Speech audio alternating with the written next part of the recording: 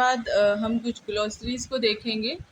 Angiogenesis, angiogenesis का क्या मतलब होता है? Formation of new blood vessel such as in healing wound और इन अ मैलिग्नेंट ट्यूमर, यानी मैलिग्नेंट ट्यूमर या फिर कोई भी हमारा जख्म हो जब भर रहा होता है तो उस वक्त जो हमारे न्यू ब्लड वेसल्स की फॉर्मेशन होती है उसे बोलते हैं एंजियोजेनेसिस। उसके बाद हमारे पास है एप्लेजिया। एप्लेजिया का मतलब होता है लेक ऑफ सेलुलर डेवलपमेंट, यानी जो हमारे सेल हैं ये हमारे पास कंजेनाइटल डिसऑर्डर होगी कि जो पैदाइशी तौर पे या तो जो सेल हैं वो सही से डेवलप नहीं होंगे या फिर कोई ऑर्गन जो है वो सही से डेवलप नहीं हो पाएगा। तो यहाँ हम बात कर रहे हैं बोन मेरो के अंदर जो सेल हैं वो सही से डेवलप नहीं हो पाए, तो इसलिए हम बोल रहे हैं एप्लेजिया यानी लेक ऑफ सेलुलर डेवलपमेंट। उसके बाद बात करते हैं बेंड सेल की। तो बेंड सेल जो हमारे पास होते हैं ये इमैच्योर न्यूट्रोफिल को कहा जाता है, यानी स्लाइटली इमैच्योर न्यूट्रोफिल। उसके बाद बात करते हैं ब्लास्ट सेल की। तो ब्लास्ट सेल जो होते हैं हमारे पास ये डब्ल्यूबीसी के इमैच्योर पार्ट है, ये भी प्रिमिटिव डब्ल्यूबीसी, इनको ब्लास्ट सेल कहा जाता है। फिर डिस्प्लेजिया है। डिस्प्लेजिया का क्या मतलब होता है? Abnormal development of blood cells, क्योंकि यहाँ पर हम ब्लड के बारे में तमाम चीज़ें पढ़ रहे हैं तो ये ब्लड की ग्लोसरी है, इसमें बता रहे हैं कि जो हमारे ब्लड सेल्स हैं उनका साइज, शेप, उनका अपीयरेंस, उनका सेल्स, इनके अंदर कोई ना कोई प्रॉब्लम होगी और वो एबनॉर्मली डेवलप होंगे, तो ऐसी कंडीशन को डिस्प्लेजिया कहा जाता है। उसके बाद हम बात करते हैं एरिथ्रोपोइसिस। एरिथ्रोपोइसिस का क्या मतलब होता है कि जो हमारे आरबीसी यानी रेड ब्लड सेल की जो फॉर्मेशन होती है इस प्रोसेस को एरिथ्रोपोइसिस कहा जाता है। फिर हम बात करते हैं नॉर्मोक्रोमिक। नॉर्मोक्रोमिक का क्या मतलब है? जो हमारे आरबीसी हैं ये अगर इनका कलर बिल्कुल नॉर्मल होगा यानी नॉर्मल आरबीसी कलर होगा, इनकी जो अमाउंट ऑफ हीमोग्लोबिन है वो भी नॉर्मल होगी, यानी कलर और इनकी जो हीमोग्लोबिन का अमाउंट है वो नॉर्मल होगी, तो इसको बोलेंगे नॉर्मोक्रोमिक। उसके बाद हम बात करते हैं नॉर्मोसाइट्स की। तो यानी आरबीसी का जब साइज नॉर्मल होगा तो ऐसी कंडीशन को बोलते हैं नॉर्मोसाइट्स, यानी नॉर्मल साइज ऑफ आरबीसी। उसके बाद हम बात करते हैं एरिथ्रोपोइटिन की। ये एक हार्मोन होता है जो कि किडनी से प्रोड्यूस होता है, जो आरबीसी बनाने के लिए नेसेसरी होता है। उसके बाद हम बात करते हैं हेमेटोक्रिट की। हेमेटोक्रिट का क्या मतलब होता है? जिसे हम पैक्ड सेल वॉल्यूम भी कहते हैं। हेमेटोक्रिट का मतलब होता है percentage of total blood volume, यानी जो हमारा टोटल ब्लड है उसके अंदर आरबीसी का कितना वॉल्यूम है, इसको हम बोलते हैं हेमेटोक्रिट। उसके बाद बात करते हैं हेमेटोपोइसिस की। तो हेमेटोपोइसिस का मतलब होता है जो भी हमारे ब्लड सेल हैं उनकी फॉर्मेशन और मेच्योरेशन के प्रोसेस को बोलते हैं कि जो हमारे ब्लड सेल हैं वो कहाँ से बने और कैसे मेच्योर हुए, तो ऐसे प्रोसेस को बोलते हैं हेमेटोपोइसिस। उसके बाद हम बात करते हैं हेमोलाइसिस की। हेमोलाइसिस का क्या मतलब है? Destruction of RBC. जो हमारे आरबीसी हैं वो टूट रहे होते हैं, इस कंडीशन को हेमोलाइसिस कहा जाता है।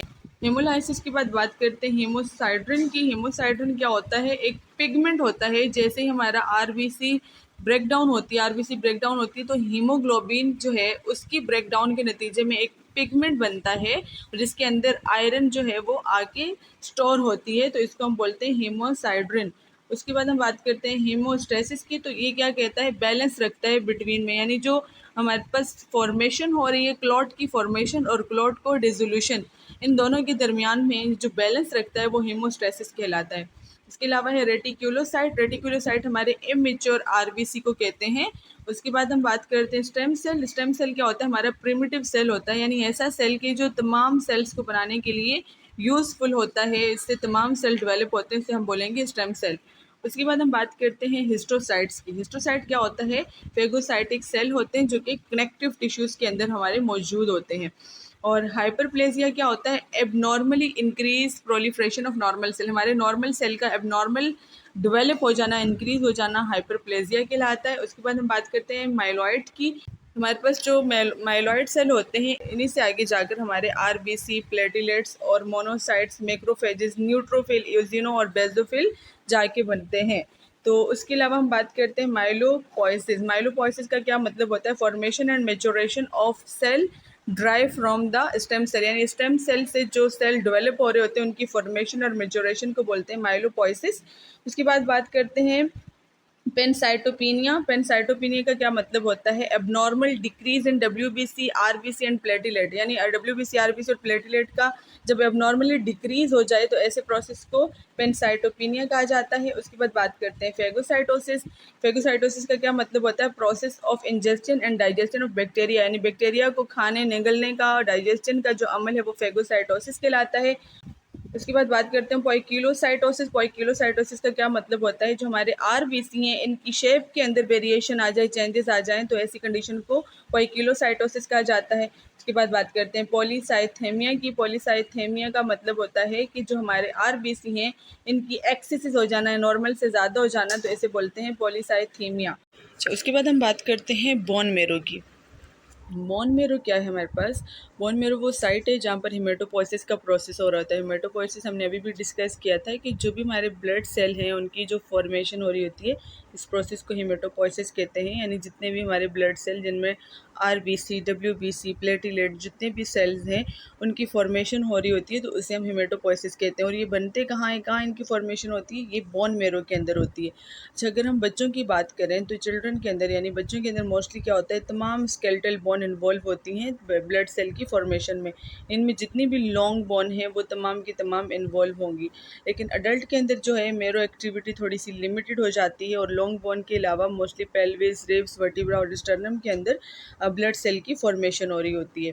अच्छा, ये जो हमारे पास बोन मेरो ये कंसिस्ट होती है, इसके अंदर दो पार्ट हैं, एक तो रेड बोन मेरो है और एक हमारे पास येलो बोन मेरो है।